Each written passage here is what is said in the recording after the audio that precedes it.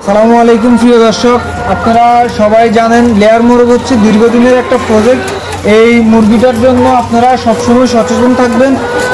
গতকালকে আমার একটা মুরগি হঠাৎ করে ওই যে মারা গেছে।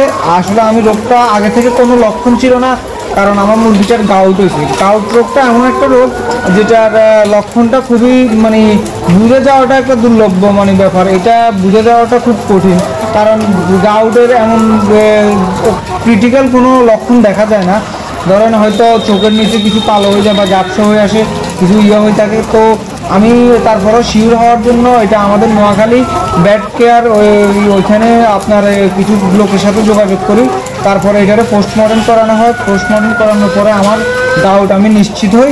তারপরে আমি কিছু মেডিসিন নিই।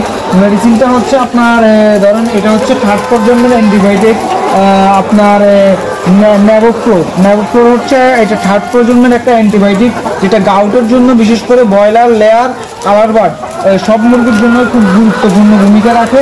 তারপরে হচ্ছে অ্যাসপ্লোরিক বেট, এটা হচ্ছে আপনার আইগ্রাম করে আইগ্রাম 1 লিটার পানিতে দিবেন। আইগ্রাম এটাও অ্যাভেলেবেল পাওয়া যায়, এটা হচ্ছে স্কোয়ারের। তারপরে হচ্ছে আপনার এই লিবোম্যাক্সের সাথে সবাই পরিচিত। লিবোম্যাক্সটা আসলে আমরা সাধারণত অনেক কিছুতে ইউজ করি, রানীক্ষেত, গাম্বুরো। তারপরে হচ্ছে আপনার এটা সহযোগী একটা মেডিসিন। এটা সব কিছুর জন্য আসলে সব রোগের জন্য ডাক্তাররা সাজেস্ট করে। তো লিবোম্যাক্সটা আসলে আপনারা কিনে রাখবেন, এটা খুব গুরুত্বপূর্ণ ওষুধ। এটাও একটা 3rd প্রজন্মের অ্যান্টিবায়োটিক লিবোম্যাক্সটা।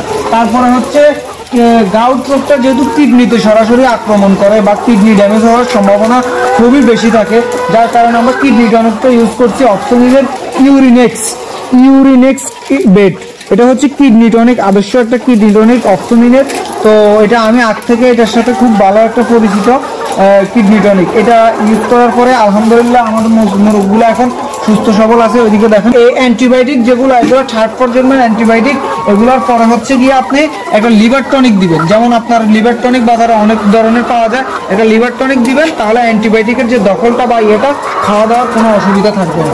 মোটামুটি আলহামদুলিল্লাহ এখনও আমার ডিমের কোনো প্রোটেকশন সমস্যা হয় নাই, সব কিছু ঠিক আছে অ্যান্টিবায়োটিকের পরেও। এটা হচ্ছে গাউট রোগের চিকিৎসা আর কি।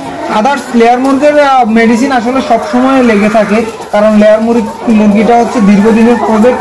এটাতে আয়রন, ক্যালসিয়াম, জিঙ্ক এগুলো সবসময় থাকে, যেহেতু এটা ডিম পাড়া মুরগি, শরীরের ঘাটতি আছে, ওইদিকে সবসময় সচেতন থাকবে। এই ওষুধগুলো আর কি মূলত গাউটের জন্য। এখানে এটা হচ্ছে আপনার কিডনি টনিক। এটা কিডনি ওই যে অ্যান্টিবায়োটিকগুলো দিচ্ছেন, অ্যান্টিবায়োটিক দিলে সাধারণত কিডনিতে একটা কিডনির যে রোগ প্রতিরোধ ক্ষমতাটা ওইটা কমে যাওয়ার কারণে আমরা এই ইউরিনিক্সটা দিই। এটা হচ্ছে কিডনি টনিক।